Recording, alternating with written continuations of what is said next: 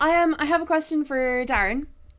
Okay, as an actor in the show, how did you find the reactions differed from performance to performance?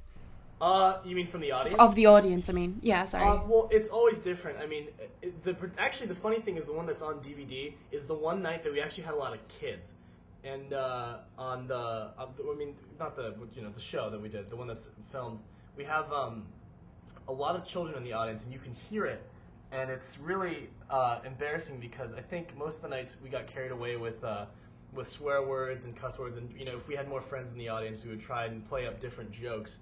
And so the one that's recorded and on YouTube has probably the least amount of like dirty things out of most of our performances because there were actually children that night. So it would depend. I mean, this was a college show, mind you, so it was a free, totally just for fun college show. So jokes were added on. I mean, there are things that I love that were said that weren't recorded on the one that you saw. So it was different every night. So yeah.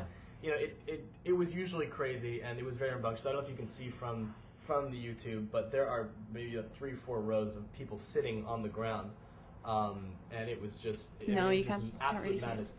That theater has never been that packed. I don't think we've ever had to add a show because people were turned away. Usually we have to break people's legs to see these shows. Basement Arts, which is the company we did it under, is like totally free. We put on a new show every week or every other week, and if there's a show at 7, people show up maybe 6:30, 6:45, to see a show at 7. For our show, people would show up around 4, 5 o'clock. Yeah, we had to start telling people to come really early. In the last few nights, I was actually signing and dating programs so that, because even after we let in the extra 50, 60 people, to fitting standing room only, fitting them in on the sides and the front, I would sign and date programs so that they could come back and actually have a guarantee to get into the next show the next day or the one at 11 or whatever. Yeah. But yeah, they would have to show up hours in advance. I had a lot of good friends that didn't get a chance to see it.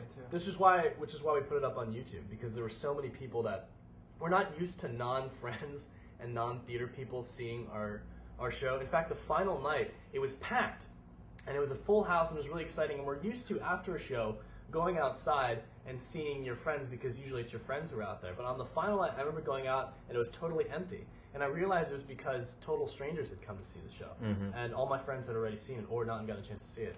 So yeah, I mean, that was kind of a weird way of answering your question, that it was just, it was different every night. And for everybody, not just for Harry or any of the other main characters, it was always different.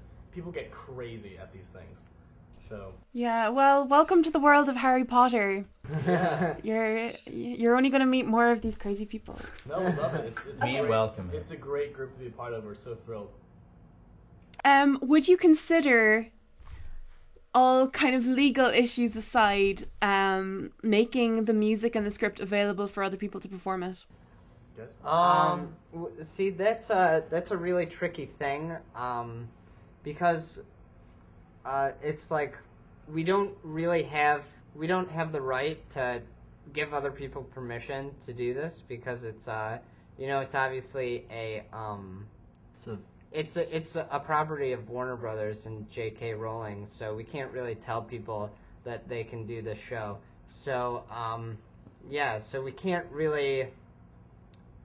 We're trying to stay with keep it for fun, a for fun. It was a completely for free sort of thing, and it was that's why we have it up on YouTube so that everyone can watch it. It's not something we're trying to keep it as. What we don't want to do is let it sort of get out of control, because you can never charge money for it. We don't want people to put it up at their school or something and say, oh yeah, it's $5 to get in because that's what the theater's policy is, because stuff like that could probably get us into trouble, and it could probably get them into trouble, and we don't want anyone to get into trouble. We want it to be a fun thing for the fans to do or see, and so that's sort of one of the things we're looking into. Keep in mind, we first posted the videos about 2 weeks ago, so we basically spent the first 3 days sitting around the apartment going, oh my gosh! Yeah, and then we started getting some advice from people about like what to do, people who are involved in the Harry Potter community and stuff like that. And so yeah, it's like we're still trying to figure stuff out one step at a time, you know? Yeah.